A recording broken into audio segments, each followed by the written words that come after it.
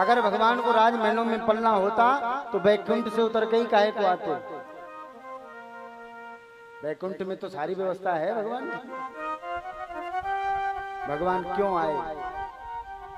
भगवान तो ऋषि मुनियों, ब्राह्मणों, गौ माता, धरती माता, इन सब के कल्याण के लिए आए।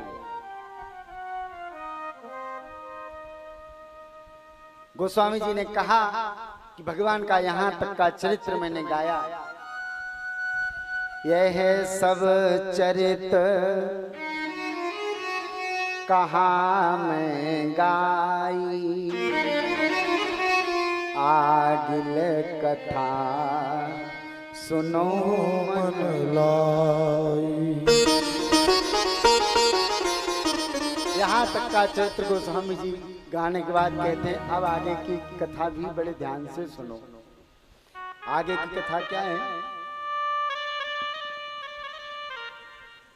आगे की कथा ये है कि विश्वामित्र महामुनि ज्ञानी बसहि विपिन शुभ आश्रम जानी। विश्वामित्र महामुनि ज्ञानी बसहि विपिन शुभ आश्रम जानी। विश्वामित्र महामुनि ज्ञानी बसहि विपिन शुभ आश्रम जानी। विश्वामित्र महामुनि ज्ञानी बसहि विपिन शुभ आश्रम जानी। बिहार के बक्सर में विश्वामित्र मुनि जी का एक आश्रम है, सुंदर आश्रम है, वहां पर निवास करते हैं। लेकिन उसी समय जहाँ जप यज्ञ जोग मुनि करहि, जहाँ जप यज्ञ जोग मुनि करहि, अति मारीच सुबाहि डरहि। अति मारीच सुबाहि डरहि। जहाँ पर ऋषि मुनि जब तब यज्ञ करते हैं, वहां पर मारीच, सुबाहु आदि आदि ताड़का, निशाचर उसमें विघ्न उत्पन्न करते हैं, यज्ञ जब तब करने नहीं देते। अब विश्वामित्र जी को तो बड़ी चिंता हुई, कैसे धर्म का निर्वहन हो, कैसे धर्म का प्रचार प्रसार हो। अब चिंता हुई किसको? गाधी तनय मन चिंता व्यापी। गाधी तनय मन चिंता व्यापी। हरि बिनु मरहि न निश्चर पापी। हरि बिनु मरहि न निश्चर पापी। तब मुनिवर मन कीन विचारा। तब मुनिवर मन कीन विचारा। तब मुनिवर मन कीन विचारा। तब मुनिवर मन कीन विचारा। प्रभु अवतरु हरन मही भारा। प्रभु अवतरु हरन मही भारा। प्रभु अवतरु हरन मही भारा। प्रभु अवतरु हरन मही भारा। विश्वामित्र जी ने सोचा कि भगवान को छोड़कर इन निशाचरों को कोई मारने वाला नहीं है, क्या करें? अरे मन में विचार किया कि भगवान तो अवतार लेकर के आ गए पृथ्वी का उद्धार करने के लिए, क्या करें? अरे अयोध्या जी में जाएं और भगवान को बुला करके इन निशाचरों का वध करवा दें। ऐसा विचार कर विश्वामित्र जी कहाँ चले? सरयू मैया के पावन तट पर, जहाँ पर अयोध्या जी स्थापित है, पहुंचे। सूचना गई राजमहल में, विश्वामित्र जी आए हैं। राजा दशरथ समाज के साथ गए। क्या किया?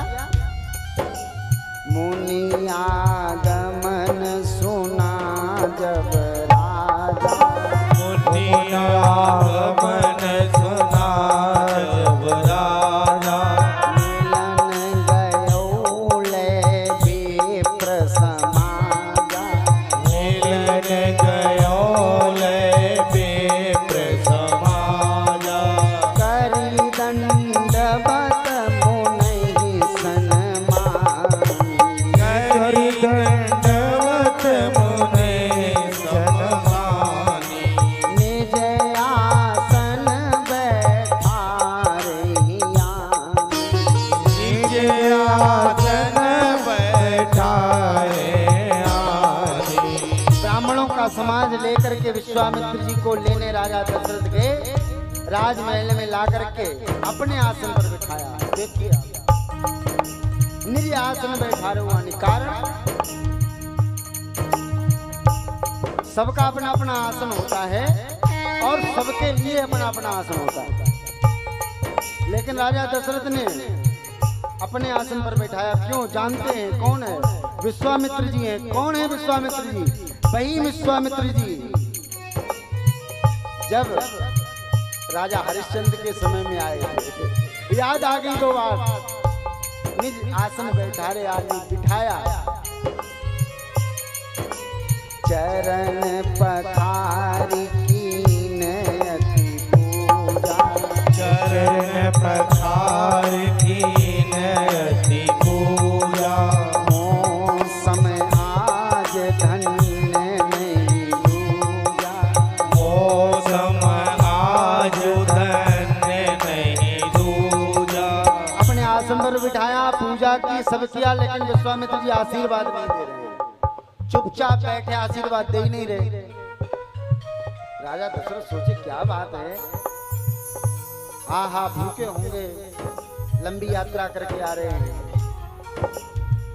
विविध भांति भोजन करवा, विविध भांति भोजन करवावा, बहुत प्रकार से भोजन करवाए, लेकिन विश्वामित्र जी फिर भी आशीर्वाद नहीं दे रहे। क्यों?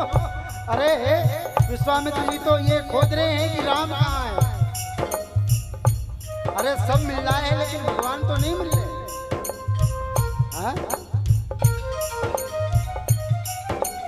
राजा दशरथ ने चारों पुत्रों को बुलवाया और पुनि चरणन में ले सुत चारी, पुनि चरणन मेले सुतचारी, पुनि चरणन में ले सुत चारी, पुनि चरणन मेले सुतचारी, राम देख मुनि देह विसारी, राम देख मुनि देह विसारी।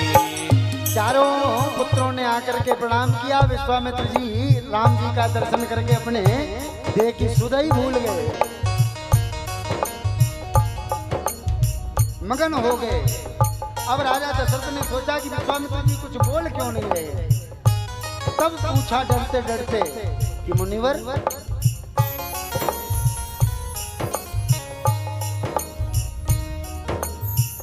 यही कारण आगमन तुम्हारा, यही कारण आगमन तुम्हारा, यही कारण आगमन तुम्हारा, यही कारण आगमन तुम्हारा, कहु सो करत न लागूं बारा, कहो सुकरत न लावों बारा। राजा दशरथ जी ने पूछा, मुनिवर आपके आने का कोई विशेष कारण है क्या? आप आज्ञा करें, मैं आज्ञा की पालन करने में तनिक भी विलंब नहीं करूंगा। विश्वामित्री ने सोचा अभी करोगे।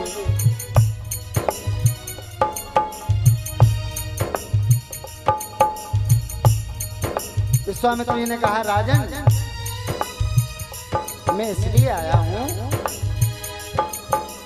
असुर समूह सतावै मोई, असुर समूह सतावै मोई, असुर समूह सतावै मोई, असुर समूह सतावै मोई। मैं जाचन आयो नप तोरी, मैं जाचन आयो नप तोरी, मैं जाचन आयो नप तोरी, मैं जाचन आयो नप तोरी। राजन एकदम विश्वामित्र जी एकदम बोले क्या, अनुज समेत देव रघुनाथा, अनुज समेत देव रघुनाथा, अनुज समेत देव रघुनाथा, अनुज समेत देव रघुनाथा, चर बद में होम सनाथा, इस चरबद में होम सनाथा,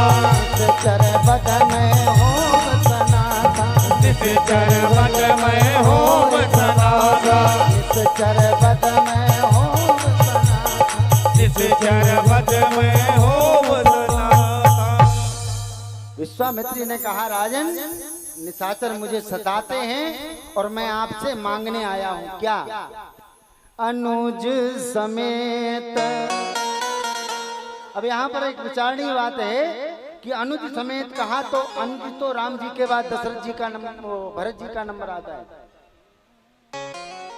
राम जी के बाद भरत जी का नंबर आता है। अभी आपने नामकरण की चौपाइयों में दर्शन किया, राम जी के बाद किसका नाम आया, भरत जी का। जो आनंद सिंधु सुख राशि सी करते हैं त्रैलोक उपासी, सो सुख धाम राम असनामा, अखिल लोक दायक विश्रामा, फिर विश्व वरण पोषण कर, जोई ताकर नाम भरत सोई। लेकिन हुआ यूं कि जब चारों भैया आए तो राम जी और लक्ष्मण जी इधर बैठ गए और भरत जी और शत्रुघ्न जी सामने बैठ गए। भरत जी राम जी से हमेशा सन्मुख रहते हैं, दर्शन लगातार होता रहे इसलिए, और लक्ष्मण जी भगवान की सेवा में रहते हैं बिल्कुल अलर्ट। लक्ष्मण जी राम जी को छोड़ते नहीं और भरत भैया राम जी का दर्शन करना बंद नहीं करते। दो पंक्तियों में बालक बैठे और वस्तुतः विश्वामित्र जी का लक्ष्य तो राम जी की ओर था और लक्ष्मण जी भी बैठे तो कह दिया, अनुज समेत देव रघुनाथा। और राजा दशरथ ने जैसे ही सुना कि मुनिवर मांग क्या रहे हैं, एकदम स्तब्ध रह गए।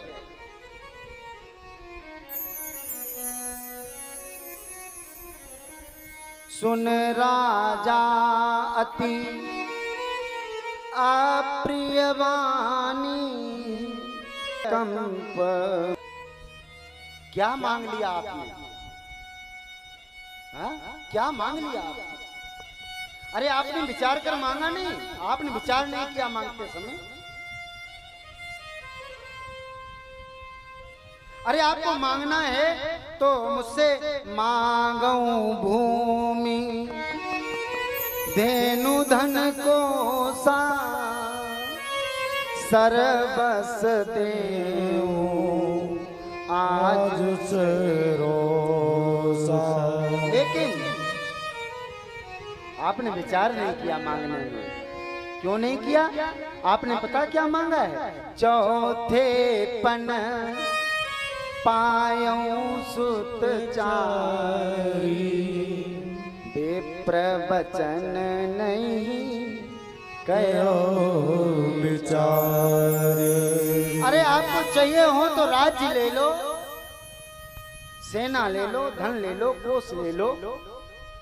चौथे पुन में मैंने पुत्रों को पाया है, इनको कैसे दे दूं?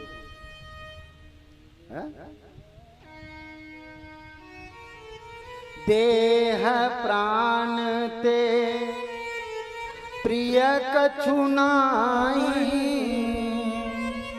सो मुनि देहूं निमिषे।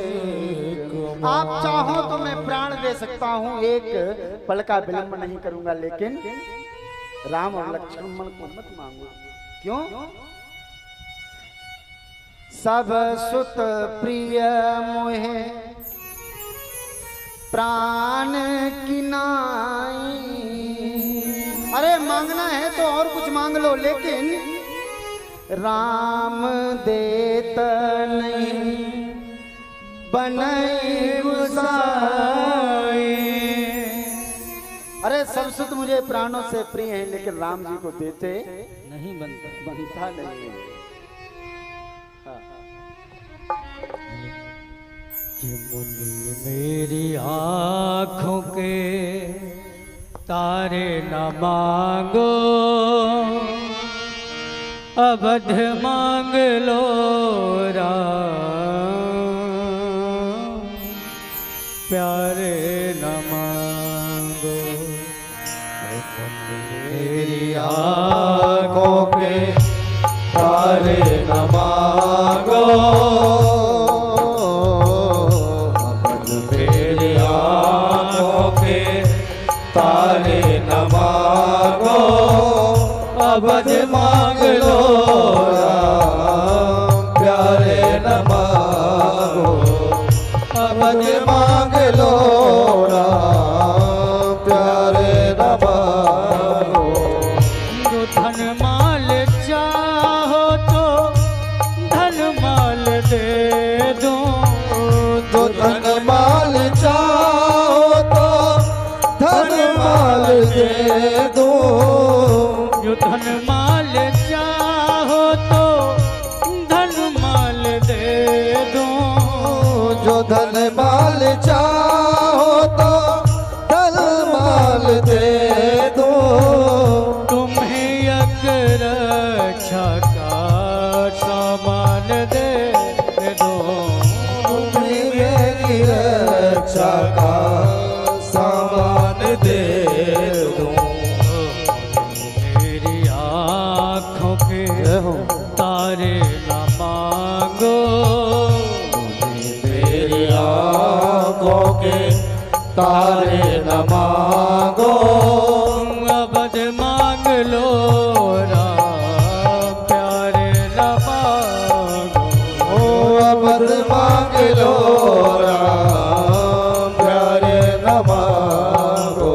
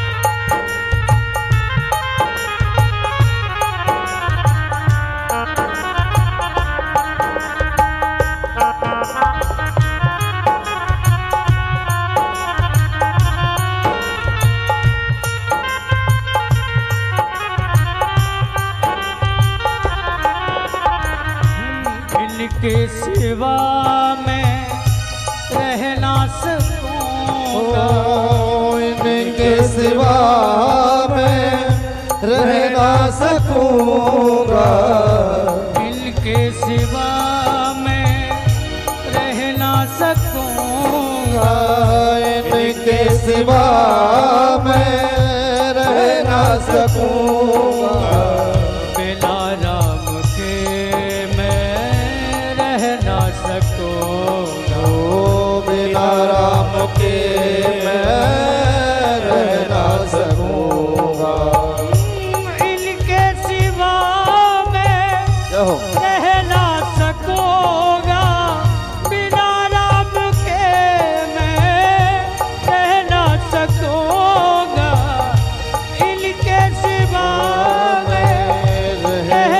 सकूंगा, बिना राम के मैं रह ना सकूंगा।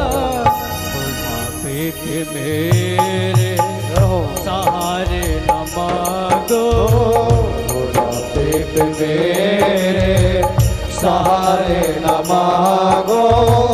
अबद मांग लो राम प्यारे न मांगो, अबद मांग लो राम प्यारे न मांगो। मोरे राम, मोरे राम, मोरे राम, मोरे राम, मोरे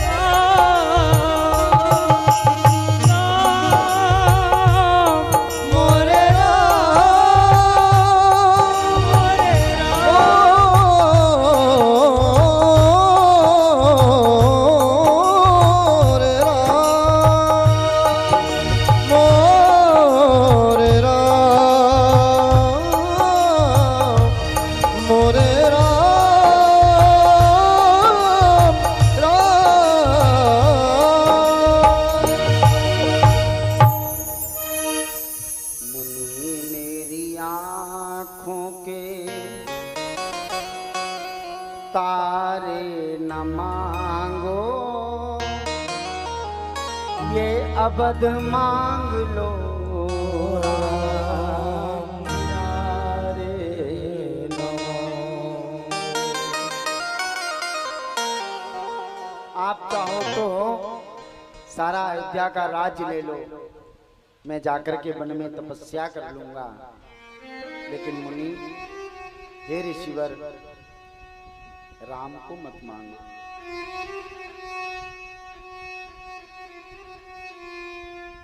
उसी समय गुरुदेव भगवान वशिष्ठ आए और उन्होंने बहुत प्रकार से राजा दशरथ को समझाया। तब वशिष्ठ